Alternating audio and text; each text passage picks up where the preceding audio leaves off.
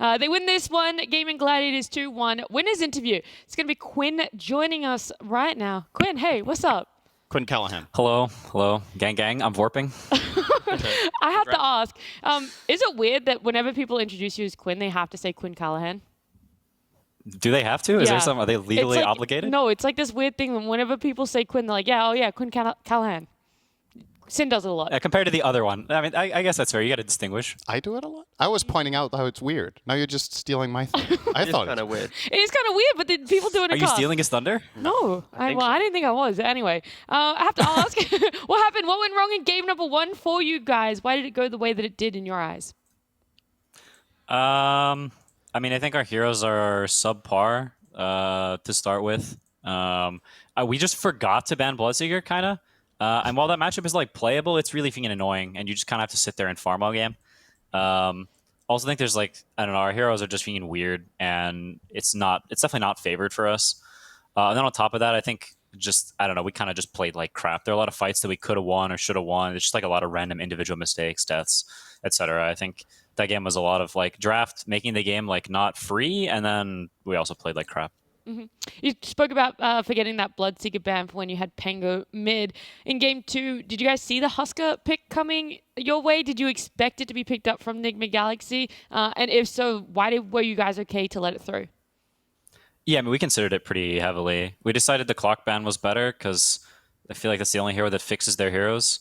And we also knew we were going to pick Drow Dirge, and Huskar is insanely bad against Drow Dirge. So, like, he can be up 800, 1k net worth, whatever, mid. It doesn't really matter. He's still going to lose. So, we were pretty chill with it because we knew we were picking next phase. Cool.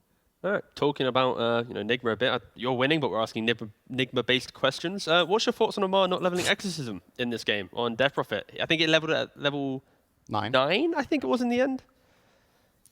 I mean...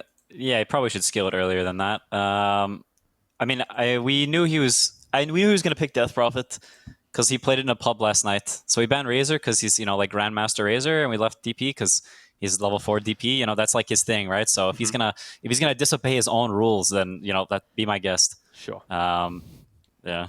And how happy was Celery that he got to play some Enchantress? Of course, into Beastmaster feels quite nice. After today, are we going to see more Celery Enchantress potentially? Maybe. I think he's just elated he's not playing Dirge. We had a day the other day we scrimmed and he played Dirge like 43 times in a row, and he's just like, his brain is just oozing. And so, now he's not playing Zombie Man. I think that's all he cares about. All right. A lot of us know you as a Twitch chat aficionado. I'm curious about your top 3 all-time emotes in order and with justification. All time.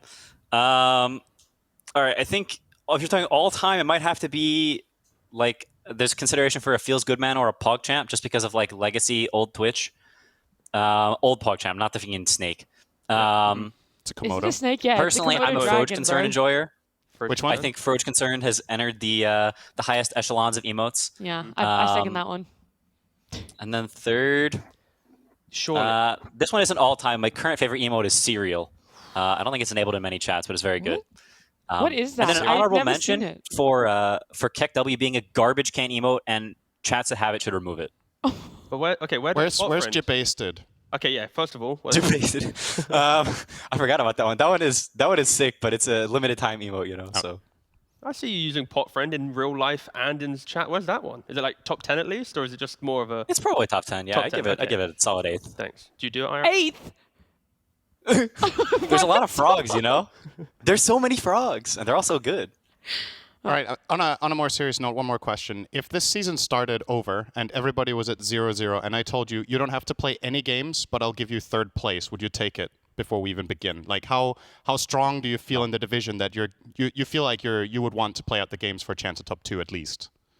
Yeah, I would never take that. Okay. I mean, I think not only do we believe in ourselves, but I also think that's like that's a mentality I had in NA for like a long time. Like, you go there, you collect your free slot to every tournament, and you go and you get last at the tournament. Like, I don't want to go and just collect some free slot. I want to play games and get better and like show up to the tournament and actually have results and not be some like last place. I'm collecting my 12th. Here we go again. I've earned $40. I get McDonald's twice, So like, I'm done with that. I want to play matches and like get better and get used to the pressure of playing against good teams. So where do you feel like on a power ranking in this region you would place yourselves? Do you feel like, I mean, obviously you did great at the last major and won it. Do you feel like the best team in this region, or do you feel like you have peers, or maybe this season that you are not at the absolute top? I mean, you're not, as it looks, probably there's a good chance at least Liquid do get the #1 seed.